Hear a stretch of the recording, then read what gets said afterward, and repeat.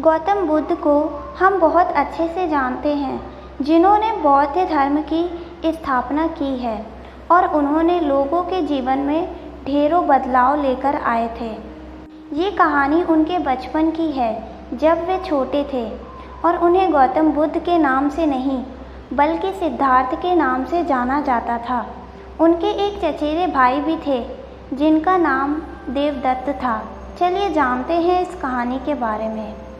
राजा सिद्धार्थ के महल के पास एक उद्यान था, जहाँ पर राजा सिद्धार्थ बैठकर प्रकृति का आनंद लिया करते थे। एक दिन जब वे अपने बगीचे में बैठे हुए थे कि तभी एक घायल हंस उनके पैर के पास आकर गिरा। उसके शरीर में एक तीर लगा हुआ था। उसे देखने से प्रतीत हो रहा था कि किसी शिकारी ने उसका शिकार किया है।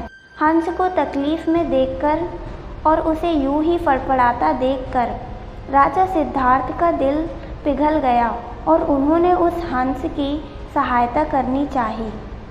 उन्होंने सबसे पहले उस हंस के शरीर से वो तीर निकाला और घायल जगह पर मलहम लगाकर उसकी पट्टी की। ये सब कर लेने के बाद देवदत्त कुछ खोजता हुआ सिद्धार्थ के पास आया। देवदत्त जैसे ही सिद्धार्थ के पास पहुंचा, उसने कहा, अच्छा तो ये तुम्हारे पास है, लाओ इसे मुझे दे दो। इसका शिकार मैंने किया है। इसका शिकार करने में मुझे बहुत मेहनत करनी पड़ी थी। इस पर मेरा अधिकार है। देवदत्त की ये बात सुनकर सिद्धार्थ ने उससे कहा, नहीं, ये हंस घायल था और मेरे पास आया। मैंने इसकी मदद की और उसकी जान बचाई, इसलिए इस पर अधिकार मेरा है। दोनों भाइयों के बीच इस हंस के अधिकार को लेकर बहस होने लगी। अब वे जानना चाहते थे कि उस हंस पर किसका अधिकार ज़्यादा है। ऐसे में उन दोनों ने निर्णय लिया कि वो दोनों राजा के पास जाएंगे। सिद्धार्थ के पिता कपिलवस्तु के राजा थे।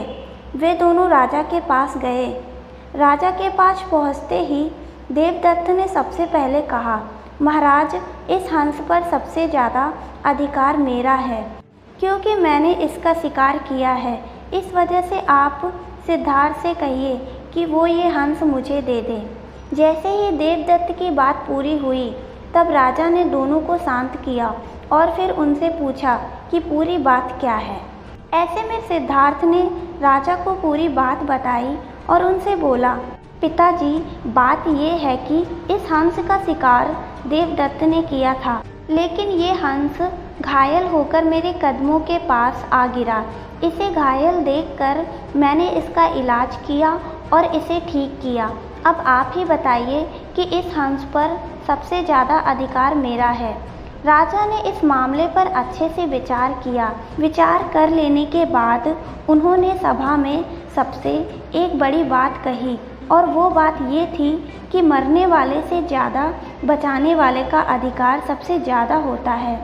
इसलिए इस हंस पर सबसे बड़ा अधिकार सिर्फ और सिर्फ सिद्धार्थ का है, क्योंकि उसने उस हंस को मारा नहीं, बल्कि उसे घायल देखकर उसका इलाज किया और उसकी जान बचाई। राजा के ऐसे कह लेने के बाद देवदत्त को बात अच्छे से समझ आ गई।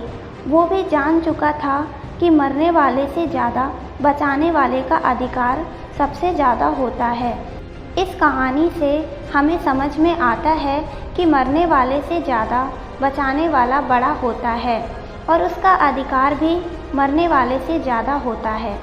इसीलिए हमें भी दूसरों की मदद करनी चाहिए और परेशान लोगों की सहायता करनी चाहिए। ऐसा करने से हम अपने आसपास के समाज को अच्छा और बेहतर बनाते हैं। एक अच्छा समाज ही एक अच्छे देश की पहचान होती है। इसीलिए आप भी आज से प्रण लीजिए कि आप भी दूसरों की सहायता ज़रूर करेंगे।